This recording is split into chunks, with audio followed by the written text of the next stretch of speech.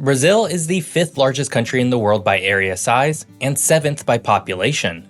Despite this, the majority of all Brazilians live within just 50 miles of its expansive coastline. And while it might seem like the Amazon rainforest is the primary reason for this, the vast tropical region doesn't actually take up that much space in Brazil. So why don't more Brazilians live within the interior of the country?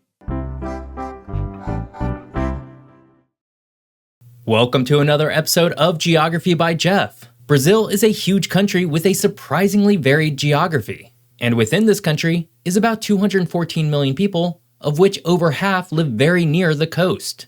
This leaves the vast majority of Brazil with relatively very few people. And as usual, there's a geographic reason for this. But first, this week's podcast episode is all about the Amazon rainforest. Often called the lungs of the earth, this particular rainforest has a huge effect on how the planet manages itself. If you want to learn more about the incredible geography of this huge tropical area, then click this link or check out the description below.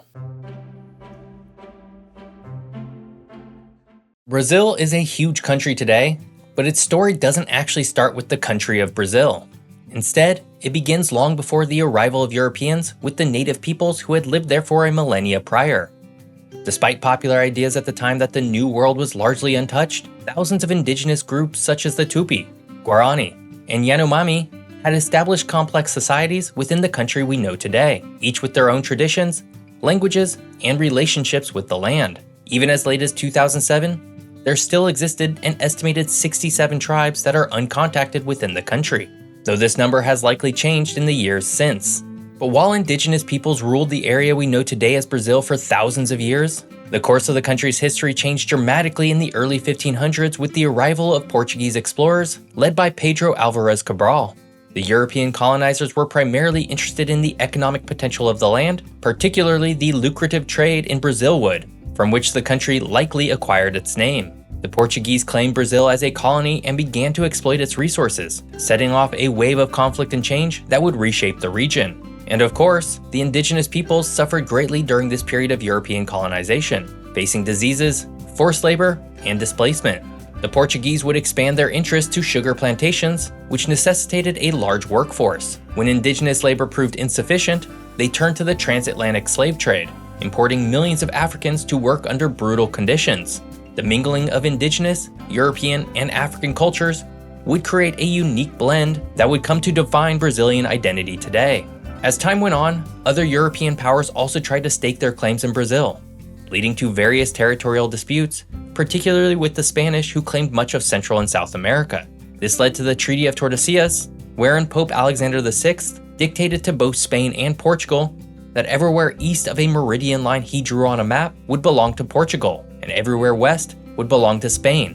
But the map he drew on was fairly crude and not at all accurate. As such, the Portuguese and Spanish colonies in South America would eventually settle into their current boundaries. This is why people in Brazil speak Portuguese, and the rest of South America, all former Spanish colonies, speak Spanish as their primary languages. By the early 1800s, Brazil was beginning to become an independent entity with its own identity, culture, and economy. Seeing this progress and sensing that they would not be safe from Napoleon in Europe, in 1808, the Portuguese royalty established their court in the Brazilian city of Rio de Janeiro for the next 15 years. But as with most other countries in the Western Hemisphere, ideas of enlightenment and revolution had also reached the shores of Brazil. And so, in 1822, Dom Pedro I, the son of the Portuguese king, declared Brazil's independence and became the country's first emperor. During this time, Brazil transitioned from a colony to an independent empire, and eventually to a republic in 1889. Throughout this period,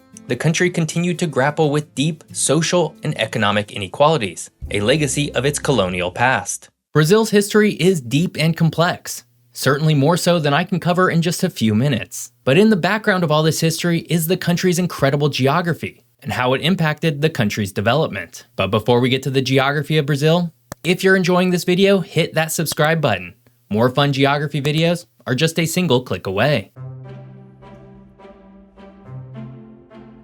Brazil is a huge country that dominates the South American landscape, both in terms of area and diversity of geographic features. It is the fifth largest country in the world, stretching over 3.3 million square miles, making it only a little bit smaller than China's 3.6 million and the United States 3.5 million square miles. And within all this space is Brazil's incredible geographic diversity. The Amazon rainforest is perhaps Brazil's most iconic geographic feature. It serves as the world's largest tropical rainforest and contains a dizzying array of biodiversity. But despite being overwhelmingly conflated with Brazil, the Amazon rainforest only accounts for about 47% of Brazil's total land area, about 1.5 million square miles. And much of the rainforest is in the far northwestern part of the country. Due to its role in carbon sequestration, the forest is often referred to as the lungs of the earth. Within the Amazon rainforest is the mighty Amazon River and its tributaries, which are the lifeblood of the region, creating a complex network that supports countless species of plants and animals.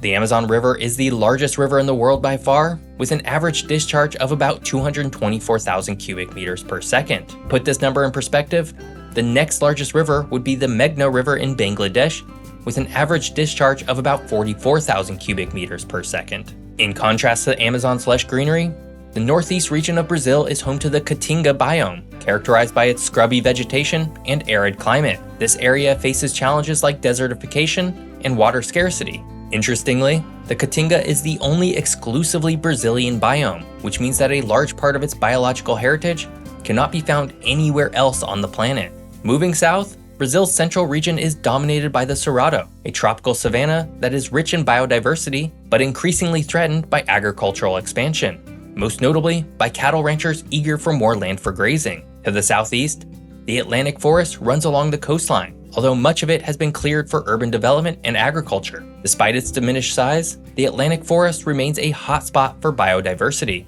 The Pantanal, in the southwest, is another remarkable geographic feature.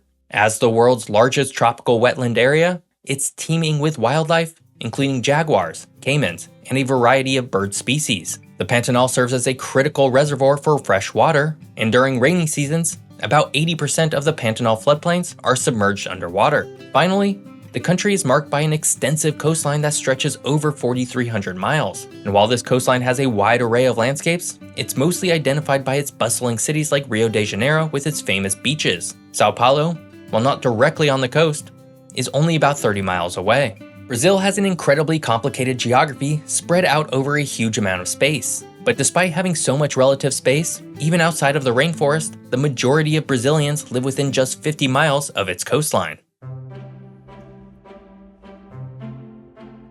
Brazil's population distribution is highly skewed towards its expansive coastline, which stretches for more than 4,300 miles along the Atlantic Ocean. In fact, more than half of the country's population lives within just 50 miles of the coast, a phenomenon shaped by historic, economic, and climatic factors. One of the key reasons for this coastal concentration dates back to Brazil's colonial era.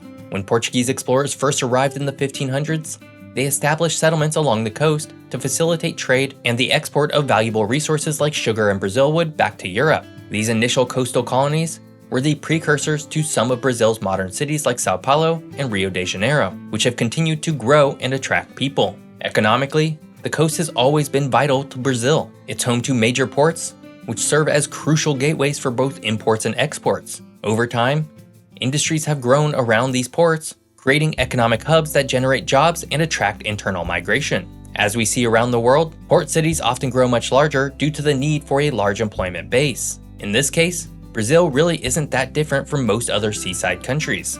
But perhaps more important than the economics, the coastal areas are simply far more moderate in terms of climate as compared to the interior regions, making them far more attractive for settlement. Because much of the country lies within the tropics, it tends to get very hot and exceedingly humid just miles inland from the coast. But in the coastal regions, the presence of the ocean has a huge moderating effect.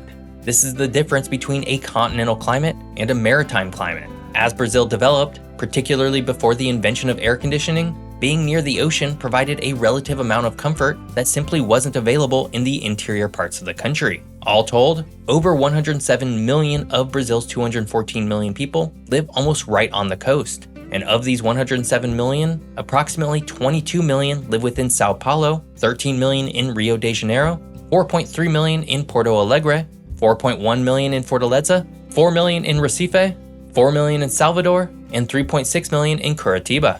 By contrast, of the interior's 106 million people, the largest cities would be Belo Horizonte with 6 million people, Brasilia the capital with 4.6 million, and Manaus with 2.7 million. That last city being particularly interesting because, well, it's right in the middle of the Amazon rainforest.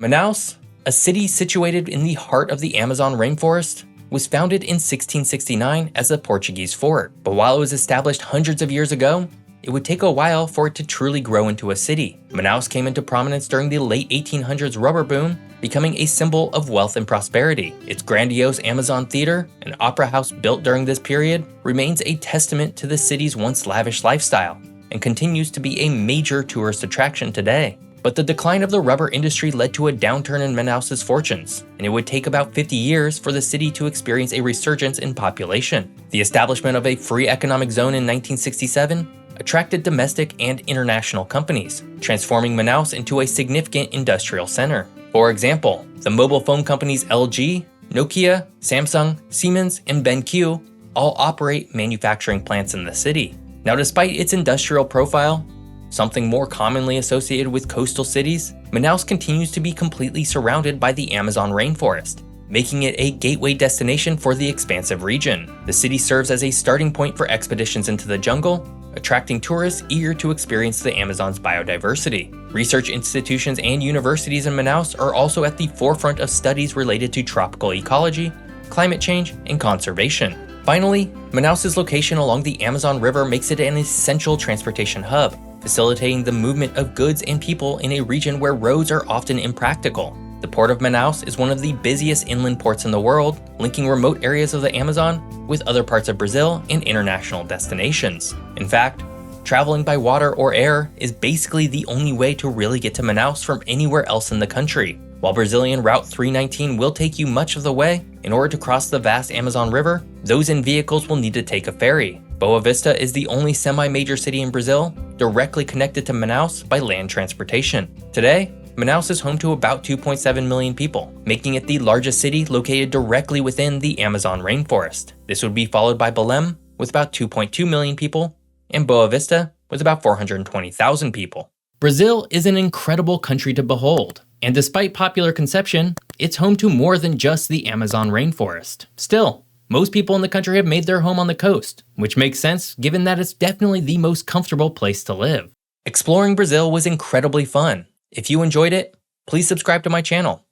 If you want to watch more of my videos, you can click here. And if you want to listen to the podcast, click here. Thanks for watching. See you next time.